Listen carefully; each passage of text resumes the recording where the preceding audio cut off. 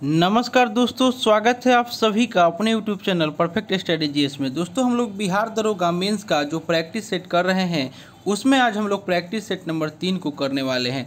दोस्तों इससे पहले हम लोग 2 प्रैक्टिस सेट कर चुके हैं। अगर उसे आपने नहीं देखे हैं तो मेरे प्लेलिस्ट में जाकर उसे देख सकते हैं। दोस्तों यह प्रैक्टिस सेट प्लेटफॉर्म का वॉल्यूम 3 जो आया हुआ है उसी से हम लोग कर रहे हैं। दोस्तों आप मेरे चैनल पर नए हैं तो प्लीज़ इसे सब्सक्राइब कर लें, इसे लाइक करना ना भूलें, दोस्तों में शेयर करें फेसबुक, व्हाट्सएप, टेलीग्राम के माध्यम से। और दोस्तों हम बिहार दरोगा मेंस का बहुत सारा प्रैक्टिस सेट कराए हुए हैं, आप मेरे चैनल पर जाकर के उसे देख सकते हैं। तो चलिए दोस्तों स्टार्ट करते हैं आज का प्रैक्टिस सेट। और दोस्तों अगर आपको इसका PDF चाहिए तो डिस्क्रिप्शन में हम टेलीग्राम का लिंक दे दिए हैं, आप लोग वहाँ से प्राप्त कर सकते हैं। आज का पहला क्वेश्चन आपका हो जाएगा, कर आपको कि बौद्ध, हिंदू एवं जैन शैलकृत गुहाएं एक साथ विद्यमान है। एक का राइट आंसर हो जाएगा ऑप्शन नंबर बी, यानी कि एलोरा में। एलोरा में बौद्ध, हिंदू एवं जैन शैलकृत गुहाएं एक साथ विद्यमान है। ऑप्शन नंबर बी इसका राइट आंसर हो जाएगा। दोस्तों टेलीग्राम चैनल पर एक आपको ग्रुप स्टार्ट किया जाएगा जिसमें आपको डेली करंट अफेयर्स, उसके बाद बिहार स्पेशल, उसके बाद आपको साइंस और हिस्ट्री से संबंधित प्रश्नों को उसमें कराया जाएगा। अगर आप उसे ज्वाइन करना चाहते हैं तो आप टेलीग्राम ज्वाइन कीजिए, उसके बारे में जानकारी आपको वहां पे मिल जाएगा कि कैसे ज्वाइन करना है। इसका right answer option number B हो जाएगा, यानी कि एलोरा में। क्वेश्चन नंबर 2 में आपको कह रहा है कि निम्नलिखित शासकों में से किस एक ने 4 अश्वमेध यज्ञों का संपादन किया था। 2 का राइट आंसर हो जाएगा ऑप्शन नंबर ए, यानी कि प्रवरसेन प्रथम ने। प्रवरसेन प्रथम ने 4 अश्वमेध यज्ञों का संपादन किया था। नेक्स्ट देख लेते हैं। क्वेश्चन नंबर 2 में आपको कह रहा है कि निम्नलिखित शासकों में से किस एक ने 4 अश्वमेध यज्ञों का संपादन किया। इसका राइट आंसर ऑप्शन नंबर ए, यानी कि प्रवरसेन प्रथम। और वाकाटक वंश के शासक थे। यह किसके वंश के? तो वाकाटक वंश के ये आपको शासक थे प्रवरसेन, और 4 अश्वमेध यज्ञों का संपादन इन्होंने कराया था। नेक्स्ट देख लेते हैं क्वेश्चन नंबर 3। करा कि निम्न में से किसे भारत में फ्रांसीसी कंपनी का संस्थापक माना जाता है। 3 का राइट आंसर हो जाएगा ऑप्शन नंबर बी, कोलबर्ट को। भारत में फ्रांसीसी कंपनी का संस्थापक कोलबर्ट को माना जाता है। और फ्रांसीसी सम्राट लुई 14वें के मंत्री कोलबर्ट को भारत में 1664 में स्थापित फ्रांसीसी ईस्ट इंडिया कंपनी का संस्थापक माना जाता है। Option number B right answer हो जाएगा। और दोस्तों दरोगा मेंस के लिए एक PDF ग्रुप भी स्टार्ट किया गया है जिसमें 5 प्रैक्टिस सेट डेली दिया जा रहा है, आप उसे ज्वाइन कर सकते हैं। उसमें आपको विभिन्न के पब्लिकेशन, यानी कि उसमें 3-4 पब्लिकेशन से आपको डेली आपको 5 प्रैक्टिस सेट दिया जा रहा है। आप उसे रिवीजन कीजिए और उसे प्रैक्टिस सेट कीजिए और उसे 2-3 बार आप उसे रिवीजन जरूर कीजिए, और उसे आप जाकर के ज्वाइन कर सकते हैं। वो आपके एग्ज़ाम के लिए बहुत ही फायदेमंद साबित होगा। क्वेश्चन नंबर 4, यानी कि 4 में कह रहा है आपको कि श्रीहरिकोटा द्वीप किसके निकट अवस्थित है। 4 का राइट आंसर हो जाएगा ऑप्शन नंबर बी, यह आपको पुलिकट झील के निकट अवस्थित है। श्रीहरिकोटा द्वीप आंध्र प्रदेश में पुलिकट झील के निकट स्थित है। नेक्स्ट देख लेते हैं क्वेश्चन नंबर 5। 5 में कह रहा है कि ध्वनि तरंगों की गूंज के लिए कौन सा कारक जिम्मेदार होता है।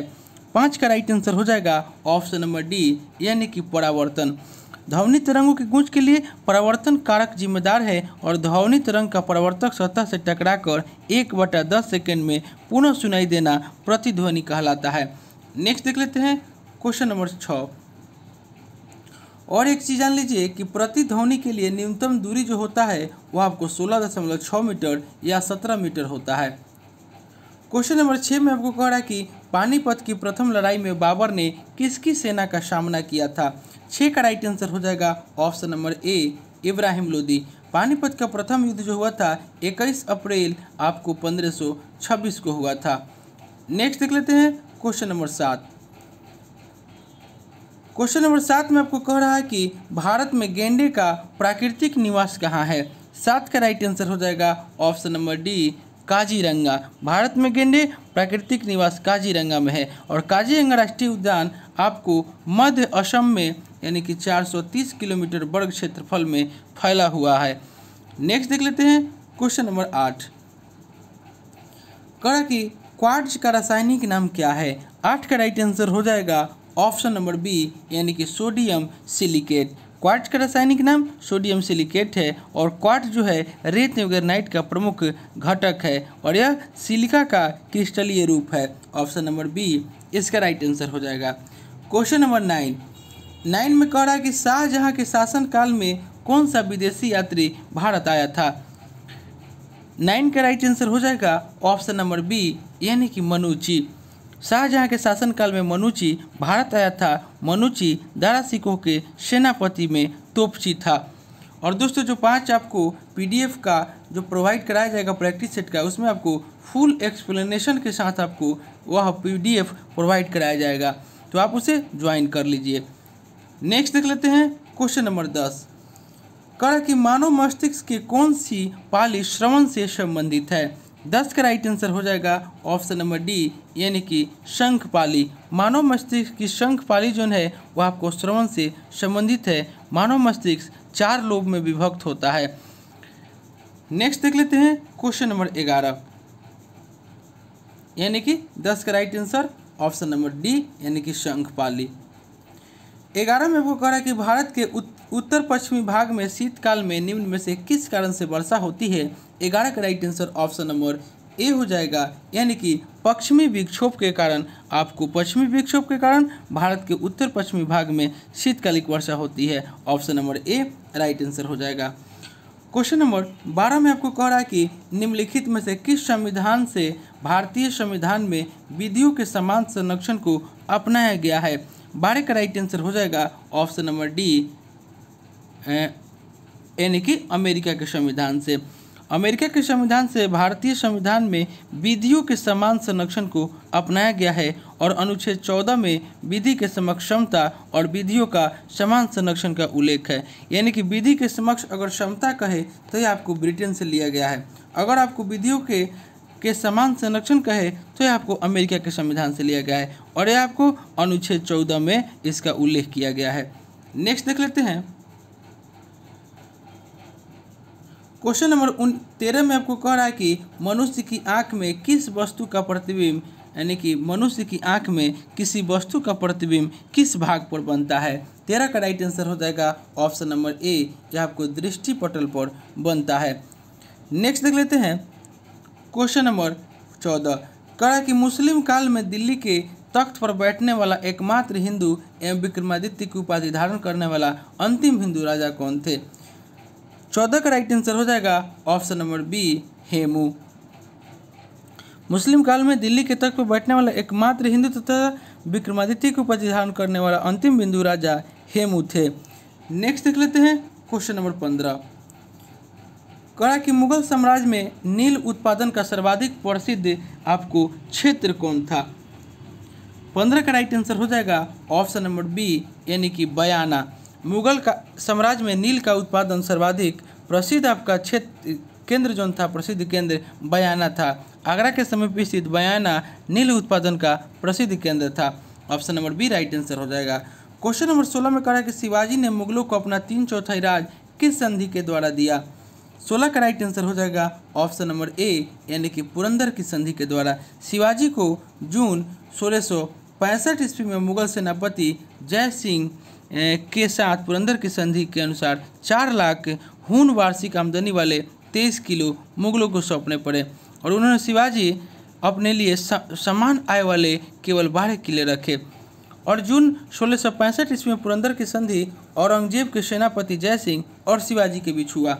नेक्स्ट देख लेते हैं क्वेश्चन नंबर 17 का है कि 1916 ईस्वी में बॉम्बे में प्रथम भारतीय महिला विश्वविद्यालय की स्थापना के पीछे महान शक्ति कौन थे।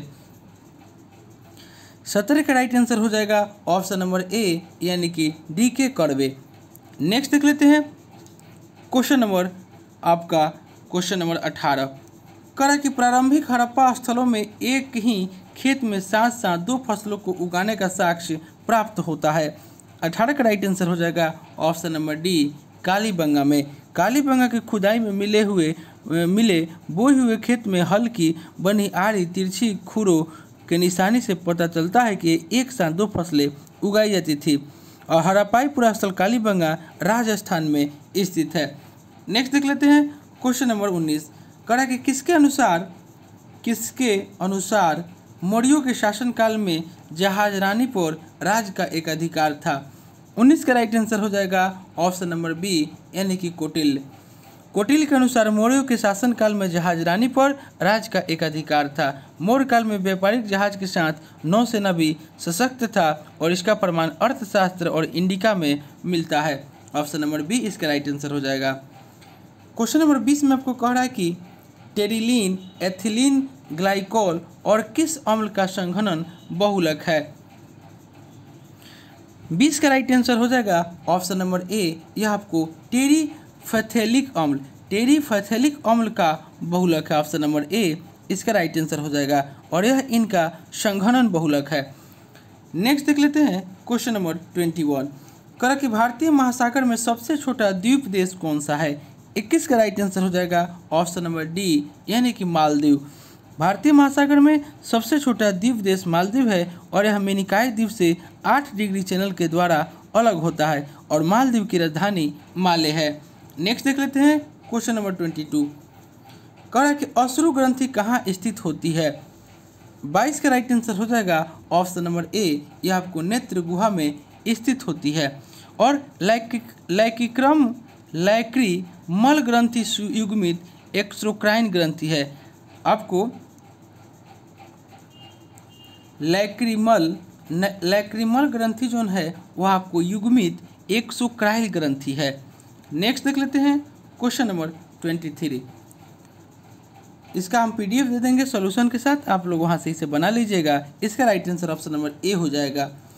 क्वेश्चन नंबर 24 इसका 19 होता है, इसी तरह इसमें भी आपको कर दीजिएगा तो इसका राइट आंसर हो जाएगा ऑप्शन नंबर ए यानी कि 78।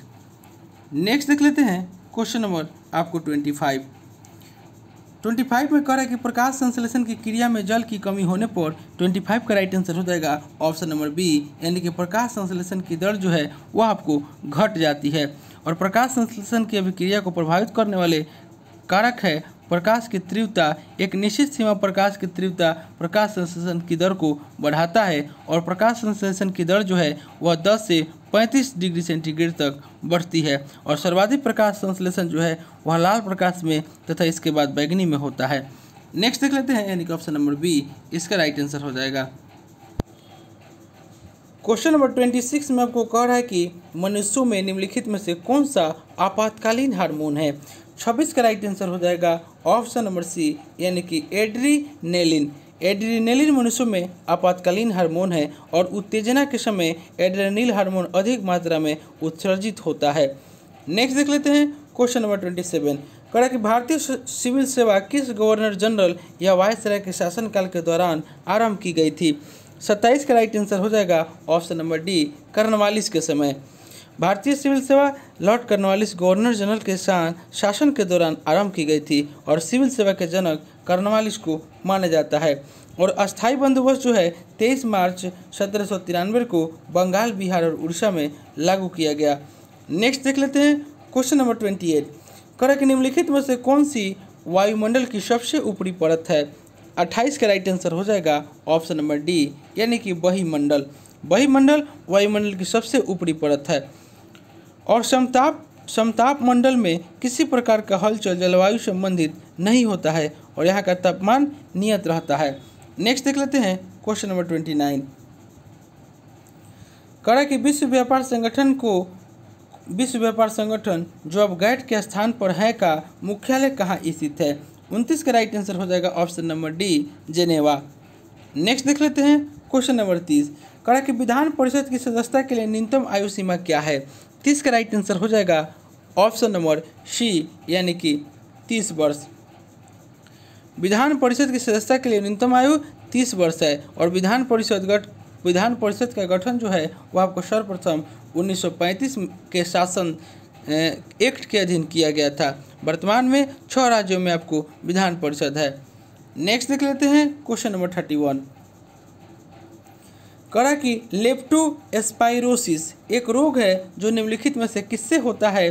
31 का राइट आंसर हो जाएगा ऑप्शन नंबर डी, यह आपको जीवाणु के कारण होता है, यह आपको जीवाणु जनित है। इसे वेल्स रोग भी कहा जाता है।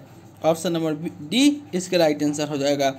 क्वेश्चन नंबर 32 कह रहा है कि पृथ्वी की पपड़ी में सबसे ज़्यादा पाए जाने वाला धातु कौन सा है। 32 का राइट आंसर हो जाएगा ऑप्शन नंबर सी एल्युमिनियम। पृथ्वी की पपड़ी में सबसे ज़्यादा पाए जाने वाला धातु एल्युमिनियम है। नेक्स्ट देख लेते हैं। और पृथ्वी की ऊपरी परत पर सिलिकॉन ऑक्सीजन की मात्रा भी अधिक मात्रा में पाया जाता है। 33 इसका राइट आंसर हो जाएगा option number A. Question number 34 इसका right answer option number C हो जाएगा, यानी कि शून्य। क्वेश्चन नंबर 35 में कह रहा है कि गौतम बुद्ध जो थे वह कौन से गणराज्य के थे। 35 का राइट आंसर हो जाएगा ऑप्शन नंबर बी, वह आपको शाक के गणराज्य के थे। और शाक गणराज्य की राजधानी कपिलवस्तु थी। महावीर का जन्म कुंडग्राम में हुआ था। महावीर का कुल जो था वह ज्ञात्रिक था और गौतम बुद्ध का गोत्र जो था वह गौतमी था। और बुद्ध के पिता का नाम जो था वह आपको सूर्योधन था। और बुद्ध ने प्रथम उपदेश सारनाथ में दिए थे। ऑप्शन नंबर बी इसका राइट आंसर हो जाएगा। क्वेश्चन नंबर 36 में कह रहा है कि मृदा से संबंधित विज्ञान क्या कहलाता है। 36 का राइट आंसर हो जाएगा ऑप्शन नंबर ए, इसे मृदा विज्ञान कहते हैं। लैब टू लैंड का संबंध मिट्टी की जांच से है। नेक्स्ट देख लेते हैं। क्वेश्चन नंबर 37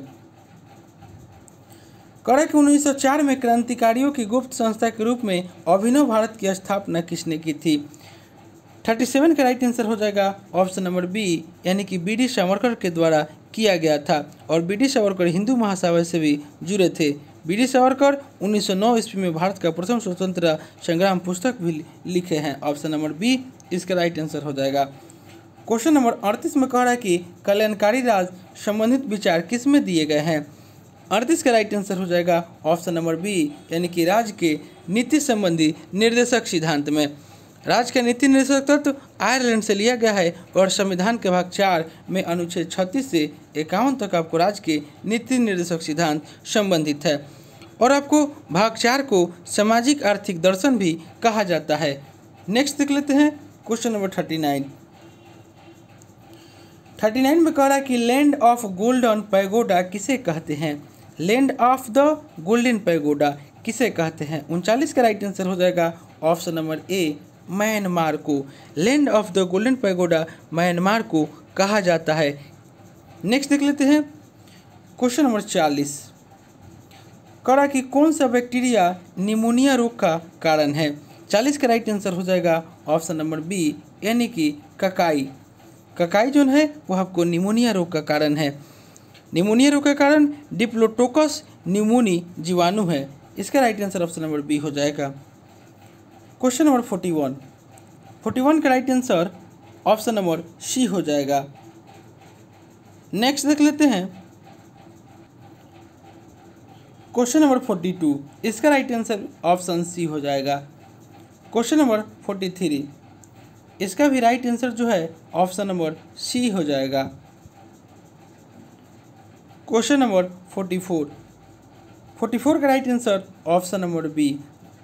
नेक्स्ट देख लेते हैं। क्वेश्चन नंबर 45 में कह रहा है कि कलिंग नरेश खारवेल किस वंश से संबंधित थे। 45 का राइट आंसर हो जाएगा ऑप्शन नंबर ए, यह आपको चेदी वंश से संबंधित थे। चेदी राजवंश की स्थापना महामेघवाहन के द्वारा किया गया था। नेक्स्ट देख लेते हैं। क्वेश्चन नंबर 46 कह रहा है कि इनमें से कौन से जोड़े सुमेलित है। 46 का राइट आंसर हो जाएगा ऑप्शन नंबर ए, यानी कि हौज खास जो अलाउद्दीन खिलजी दे रहा है यह आपका सही है। हौज खास अलाउद्दीन खिलजी के द्वारा निर्माण करवाया गया था। हौज ए बहिश्ता का निर्माण शाहजहां के द्वारा करवाया गया था। नेक्स्ट देख लेते हैं। क्वेश्चन नंबर आपको और भी कुछ इसमें देख लेते हैं। और ऑप्शन नंबर बी में जो दे रहा है सीरी फोर्ट। सीरी नामक किला का निर्माण अलाउद्दीन खिलजी ने करवाया था। और अलाउद्दीन खिलजी ने सीरी नामक किला का निर्माण मंगोल आक्रमण की रक्षा हेतु दिल्ली में करवाकर इसे अपनी राजधानी बनाया था। और कुतुब मीनार की नींव कुतुबुद्दीन ऐबक ने दिल्ली में सूफी संत कुतुबुद्दीन बख्तियार काकी की स्मृति में रखा था। और गयासुद्दीन तुगलक ने दिल्ली में तुगलकाबाद का निर्माण कराया था। तुगलकाबाद का निर्माण गयासुद्दीन तुगलक। क्वेश्चन नंबर 47 कह रहा है कि निम्न में से किनके बीच नॉनकिंग की संधि वर्ष 1842 ईस्वी में हुई थी। 47 का राइट आंसर हो जाएगा ऑप्शन नंबर डी, यानी कि ब्रिटेन एवं चीन के बीच। ब्रिटेन एवं चीन के बीच 1842 में नॉनकिन की संधि हुई थी। नेक्स्ट देख लेते हैं क्वेश्चन नंबर आपको 48। राम मोहन राय को राजा की उपाधि किसने दी थी? राजा राम मोहन राय को राजा की उपाधि किसने दी थी? 48 का राइट आंसर हो जाएगा ऑप्शन नंबर बी, यानी कि अकबर द्वितीय के द्वारा दिया गया था। मुगल बादशाह अकबर द्वितीय ने राजा राम मोहन राय को राजा की उपाधि के साथ अपने दूत के रूप में 1830 ईस्वी में तत्कालीन ब्रिटिश सम्राट विलियम चतुर्थ के दरबार में भेजा था। और राजा राम मोहन राय को इंग्लैंड में सम्राट से मुगल बादशाह अकबर द्वितीय को मिलने वाली पेंशन की मात्रा बढ़ाने पर बातचीत करनी थी। और इंग्लैंड में ब्रिस्टल में 27 सितंबर 1833 को राजा राम मोहन राय की मृत्यु हो गई, जहां उनकी समाधि स्थापित है। नेक्स्ट देख लेते हैं क्वेश्चन नंबर 49 में आपको कह रहा है कि निम्नलिखित में से कौन कैबिनेट मिशन के भारत पहुंचने पर भारतीय राष्ट्रीय कांग्रेस का अध्यक्ष था? 49 का राइट आंसर हो जाएगा ऑप्शन नंबर ए, अबुल कलाम आज़ाद। 24 मार्च 1946 को कैबिनेट मिशन दिल्ली पहुंचा था और इस शिष्टमंडल के सदस्य थे स्टेवर्ट क्रिप्स, जो कि अध्यक्ष थे बोर्ड ऑफ ट्रेड के, और एवी अलेक्जेंडर नौसेना मंत्री थे, और आपको कैबिनेट मिशन के अध्यक्ष थे पैथिक लॉरेंस थे। ऑप्शन नंबर ए इसका राइट आंसर हो जाएगा। क्वेश्चन नंबर 50, इसका right answer option number C हो जाएगा। क्वेश्चन नंबर 51 में इसका राइट आंसर ऑप्शन नंबर 51 का ऑप्शन नंबर बी हो जाएगा। क्वेश्चन नंबर 52 का right answer option number C हो जाएगा, यानी कि 10%। क्वेश्चन नंबर 53 का right answer option number C हो जाएगा। हम मैथ का और रीजनिंग का सॉल्यूशन का PDF दे देंगे, आप लोग वहाँ से इसे बना लीजिएगा। क्वेश्चन नंबर 54 का right answer option number B हो जाएगा, यानी कि 5%। इसे आप स्क्रीनशॉट भी लेकर के बना सकते हैं। इसका right answer option number B हो जाएगा, यानी कि 182। क्वेश्चन नंबर 56 कह रहा है कि कार्बन की न्यूनतम मात्रा होती है 56 का right answer option number C हो जाएगा, यानी कि पिटवा लोहा में। नेक्स्ट देख लेते हैं क्वेश्चन नंबर 57 में कह रहा है कि कठोर जल को उबालने के लिए इस्तेमाल में लाए जाने वाले विद्युत उपकरण के तापन अवयव पर जमने वाली सफ़ेद परत में क्या होता है? 57 का right answer option number C हो जाएगा, यानी कि कैल्शियम तथा मैग्नीशियम का लवण। नेक्स्ट देख लेते हैं क्वेश्चन नंबर 58 कह रहा है कि प्रतिदीप्ति नली में साधारणतः काम में लाए जाने वाला पदार्थ है। 58 का right answer option number C हो जाएगा, यानी कि पारद वाष्प और आर्गन। प्रतिदीप्ति नली में साधारणतः काम में लाए जाने वाला पदार्थ जो है पारद वाष्प तथा आर्गन है, यानी कि ऑप्शन नंबर सी इसका राइट आंसर हो जाएगा। क्वेश्चन नंबर 59 में कह रहा है कि लकड़ियों के जलने से निकलने वाली मुख्य गैस है।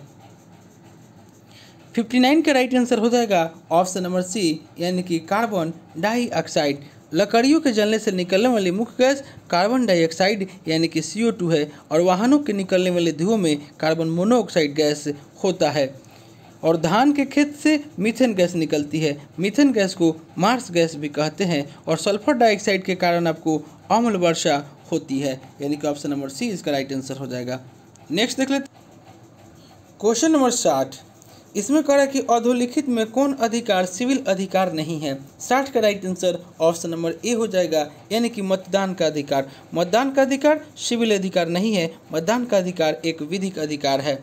नेक्स्ट देख लेते हैं क्वेश्चन नंबर 61 कह रहा है कि किस प्रणाली में व्यवस्थापिका का राष्ट्रपति से पृथक और स्वतंत्र अस्तित्व होता है? 61 का राइट आंसर हो जाएगा ऑप्शन नंबर बी, यानी कि अध्यक्षात्मक प्रणाली में, यानी कि ऑप्शन नंबर बी इसका राइट आंसर हो जाएगा। अध्यक्षात्मक शासन प्रणाली में व्यवस्थापिका का राष्ट्रपति से पृथक और स्वतंत्र अस्तित्व होता है। ऑप्शन नंबर बी इसका राइट आंसर हो जाएगा। क्वेश्चन नंबर 62 में आपको कह रहा है कि पुनरुद्ध भवन मिलता है 62 का राइट आंसर हो जाएगा ऑप्शन नंबर डी, यानी कि पहले नेरिया में। नेक्स्ट देख लेते हैं क्वेश्चन नंबर 63 कह रहा है कि फ्लोएम द्वारा खाद्य पदार्थ मुक्त स्थानांतरित होता है। फ्लोएम के द्वारा खाद्य पदार्थ मुक्त स्थानांतरित होता है। 63 का राइट आंसर हो जाएगा ऑप्शन नंबर सी, यानी कि सुक्रोज के रूप में। सुक्रोज के रूप में फ्लोएम द्वारा खाद्य पदार्थ मुक्त स्थानांतरित होती है। नेक्स्ट देख लेते हैं क्वेश्चन नंबर 64 करा कि ऑन्कोलॉजी किनका अध्ययन है। 64 का राइट आंसर हो जाएगा ऑप्शन नंबर बी, यह आपको कैंसर का अध्ययन है। पक्षियों के अध्ययन को ऑर्निथोलॉजी कहते हैं और मृदा यानी कि मिट्टी के अध्ययन को पेडोलॉजी कहते हैं। नेक्स्ट देख लेते हैं क्वेश्चन नंबर आपको 65। करा कि निम्नलिखित में से कौन अटॉर्नी जनरल की नियुक्ति करता है। 65 का राइट आंसर हो जाएगा ऑप्शन नंबर डी, यानी कि राष्ट्रपति। अटॉर्नी जनरल की नियुक्ति राष्ट्रपति के द्वारा किया जाता है और संविधान के अनुच्छेद 76 में भारत के महान्यायाधीश के पद की व्यवस्था की गई है। नेक्स्ट देख लेते हैं क्वेश्चन नंबर 66। करा कि निम्न में से किस तिथि को संविधान सभा की अंतिम बैठक हुई थी। 66 का राइट आंसर हो जाएगा ऑप्शन नंबर डी, यानी कि 24 जनवरी 1950 को। 24 जनवरी 1950 को संविधान सभा की अंतिम बैठक हुई थी और 24 जनवरी 1950 को डॉक्टर राजेंद्र प्रसाद को भारत का प्रथम राष्ट्रपति चुना गया था और 24 जनवरी 1950 को राष्ट्रगीत तथा राष्ट्रगान को भी अपनाया गया। ऑप्शन नंबर डी इसका राइट आंसर हो जाएगा। क्वेश्चन नंबर 67 में आपको कह रहा है कि निम्न में से किस देश के संविधान से आयरलैंड के राज्य के नीति निर्देशक तत्व को अपनाया था। 67 का राइट आंसर हो जाएगा ऑप्शन नंबर डी, स्पेन के संविधान से। दोस्तों 68 से लेकर के आपको 10 क्वेश्चन जो है मैथ का और रीजनिंग का है, हम आपको इसका PDF देंगे, आप लोग वहां से इसे बना लीजिएगा। यानी कि 68 से लेकर के आपको मैथ और रीजनिंग है, 68 से लेकर के 77 तक। अब हम लोग 78 से देखते हैं। करा कि वर्ष 1976 में गठित सरदार स्वर्ण सिंह समिति ने संविधान में कितने मूल कर्तव्यों को जोड़े जाने का सुझाव दिया था। 78 का राइट आंसर ऑप्शन नंबर ए हो जाएगा, यानी कि 8 मूल कर्तव्यों को जोड़े जाने का सुझाव दिया था। और 42वें संविधान संशोधन 1976 के द्वारा भारतीय संविधान में 10 मूल कर्तव्यों को जोड़ा गया और 86वें संविधान संशोधन अधिनियम 2002 के द्वारा एक और मूल कर्तव्य को जोड़ा गया और वर्तमान में संविधान में 11 मौलिक कर्तव्य की संख्या है। नेक्स्ट देख लेते हैं क्वेश्चन नंबर आपका 79। करा कि बिहार पंचायती राज अधिनियम 2006 में 2 ग्राम सभा की बैठकों के बीच अधिकतम कितनी अवधि निर्धारित है। 79 का राइट आंसर हो जाएगा ऑप्शन नंबर सी, यानी कि 3 महीने।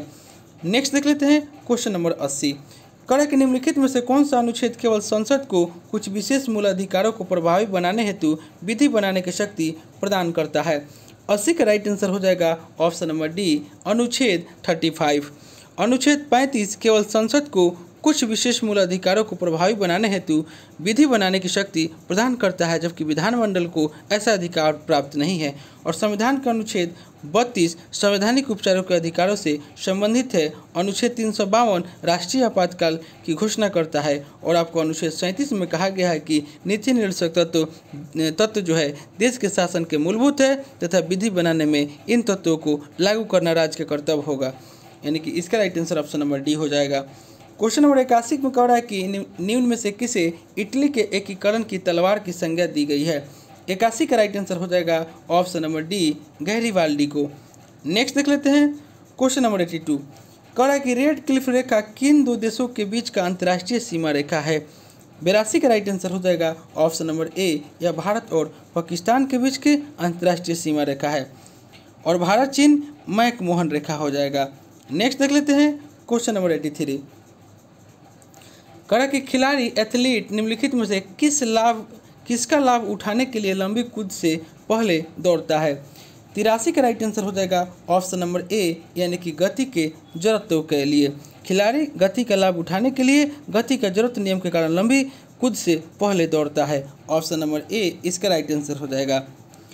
क्वेश्चन नंबर 84 में कह रहा है कि निम्नलिखित में से भारत का कौन सा स्थल स्मारक यूनेस्को की विश्व सांस्कृतिक विरासत की सूची में शामिल है। 84 का राइट आंसर हो जाएगा ऑप्शन नंबर ए, यानी कि वेलाहा गोवा में चर्च और कैथेड्रल। ऑप्शन नंबर ए इसका राइट आंसर हो जाएगा। गोवा का चर्च भारत में प्रथम चर्च है और सेंट जॉर्ज का किला मद्रास में स्थित है। और दोस्तों आप मेरे चैनल पर नए हैं तो प्लीज़ इसे सब्सक्राइब कर लीजिएगा, इसे लाइक करना ना भूलें, दोस्तों में शेयर करें फेसबुक, व्हाट्सएप, टेलीग्राम के माध्यम से। और दोस्तों एक हम PDF ग्रुप आपको चला रहे हैं जिसमें आपको डेली 5 प्रैक्टिस सेट दिया जा रहा है। आप उस PDF ग्रुप को ज्वाइन कर सकते हैं। इसकी जानकारी आप टेलीग्राम डिस्क्रिप्शन में टेलीग्राम का लिंक दे देंगे, आप वहां जा कर के इसकी जानकारी प्राप्त कर सकते हैं। दोस्तों आप उसे ज्वाइन कीजिए, दरोगा मेंस एग्जाम में वो आपको बहुत ही फ़ायदेमंद साबित होगा।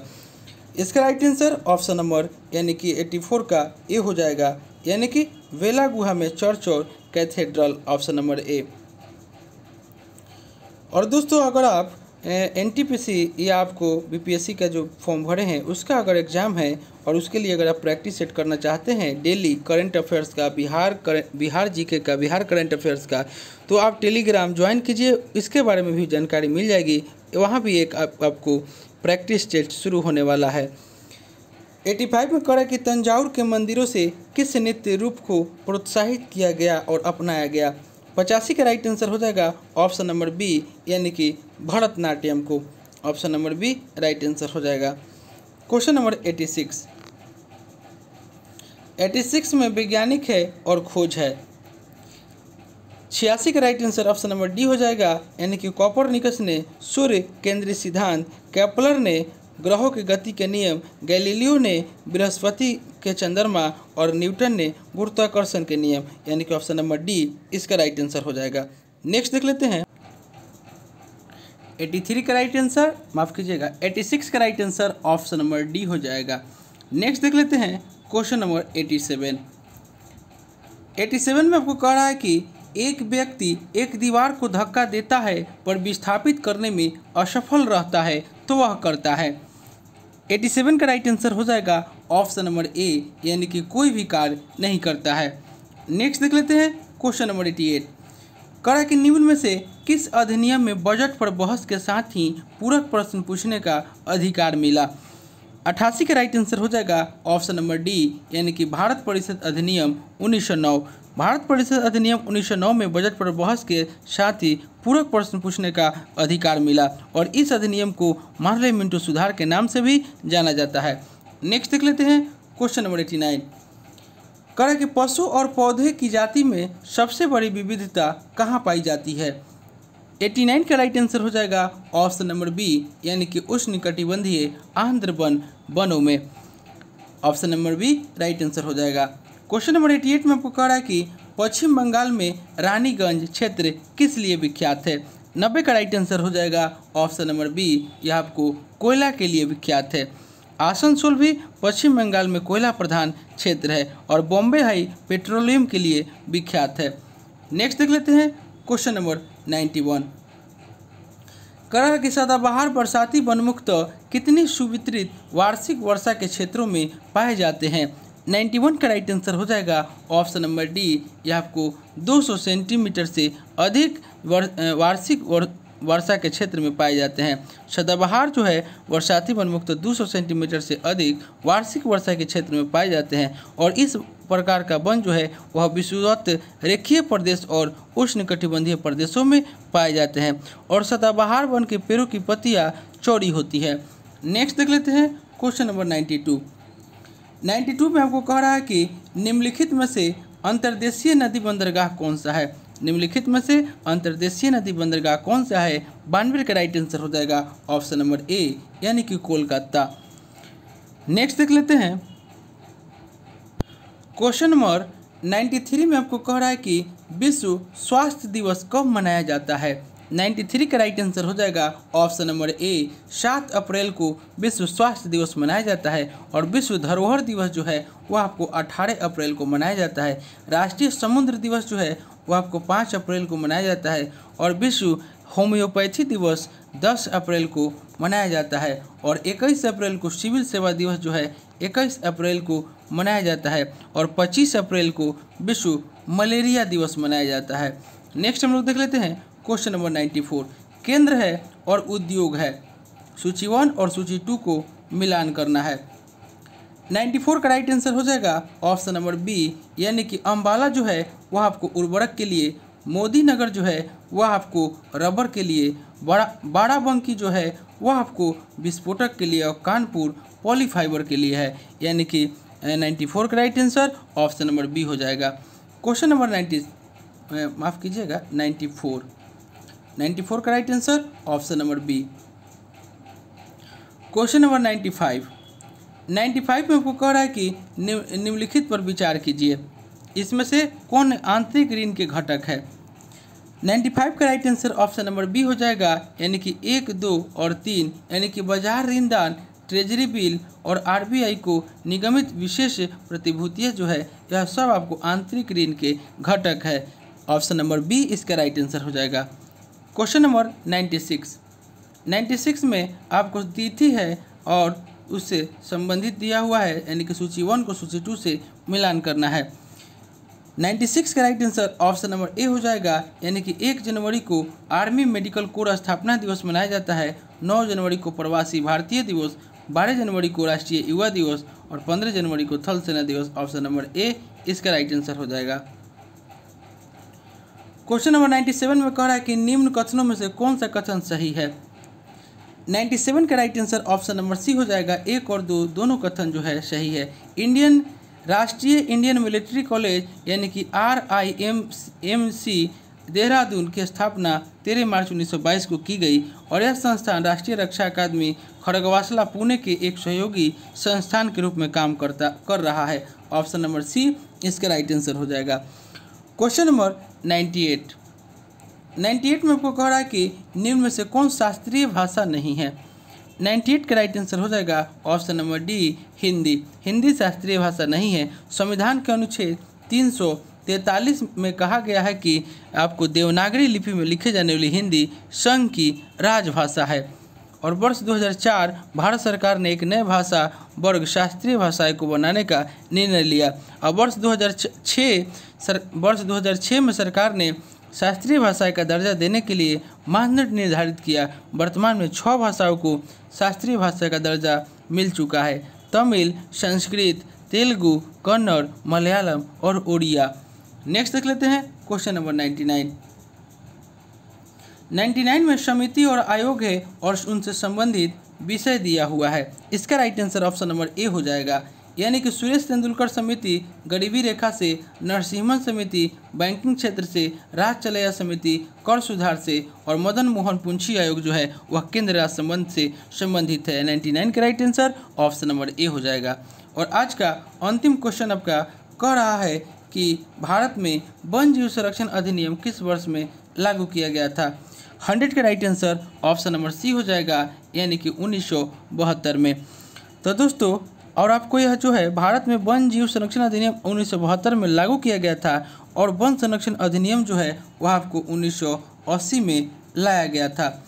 तो दोस्तों, यह प्रैक्टिस सेट जो हम लेकर आए थे यह आपको बिहार दरोगा मेंस का एक नया बुक आया हुआ है प्लेटफॉर्म का वॉल्यूम 3, उसी से हम लोग प्रैक्टिस सेट नंबर 3 को लेकर आए थे। इससे पहले दोस्तों हम लोग 2 प्रैक्टिस सेट कर चुके हैं। अगर उसे आपने नहीं देखे हैं तो मेरे प्लेलिस्ट में जाकर उसे देख सकते हैं। दोस्तों, सुबह में भी बिहार दरोगा मेंस का प्रैक्टिस सेट चलाया जा रहा है, आप उसे भी जा करके देख सकते हैं।